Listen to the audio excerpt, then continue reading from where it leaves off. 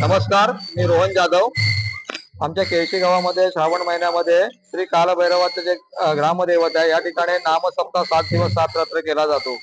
इसवी सन 1875 साली गावामध्ये मोठ्या प्रमाणात प्लेगची साथ आली होती आणि प्लेगची साथ आली होती तेव्हा गावकऱ्यांनी एकत्र येऊन आमच्या ग्रामदैवत श्री कालभैरव आहे त्या कालभैरवाला नवस करून साकडं घातलं आणि ही प्लेगची साथ जी आहे ती गावामधून लवकरात लवकर निघून जाऊ दे।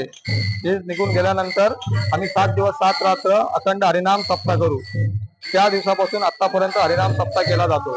या वर्षी तर या नामसप्त्याचं 149वे वर्ष आहे आणि या सप्त्यामध्ये जे भजनाचे पारे असतात ते 3-3 तासाचे भजनाचे पारे असतात। त्यामध्ये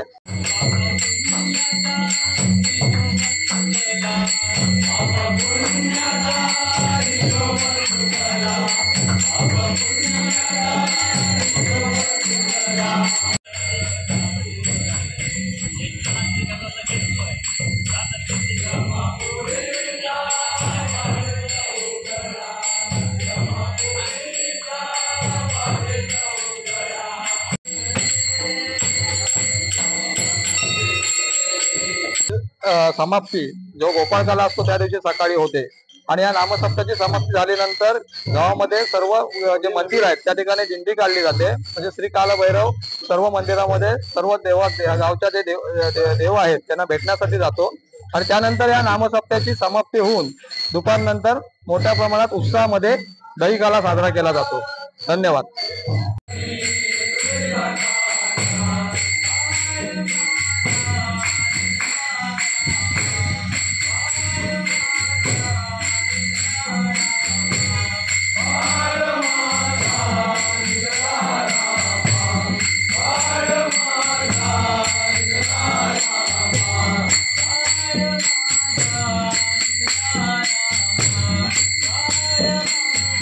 नमस्कार मित्रांनो, मी भूषण देगर कोकणातील सुंदर लाडगाव हे माझे यूट्यूब चॅनल आहे। यूट्यूब चॅनलमध्ये आपण मी स्वागत करतो। मित्रांनो, मी आज आलो आहे केळशीमध्ये सध्या हरिनाम सप्ताह चालू आहे।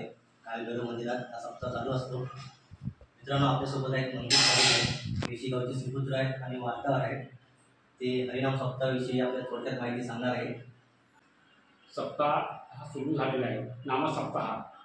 सप्ताह कसा झाला चालू? प्लेगची साथ आली होती। ती प्लेगची साथ आटोक्यात येत नव्हती। ग्रामस्थांनी कालभैरव मंदिरात त्यांनी सांगितलं की तेव्हा ही साथ घेऊन जा, ती नाशिकहून जा आणि साथ गेली आणि तिथपासून त्यांनी सप्ताहाला सुरुवात केली। जवळजवळ दिवसभर सकाळी रात्र दिवस हा सप्ताह जोरात चालू आहे आणि हा सप्ताह सुरू झाल्यापासून हा गोकुळ अष्टमी दिवशी सप्ताह समाप्त होतो।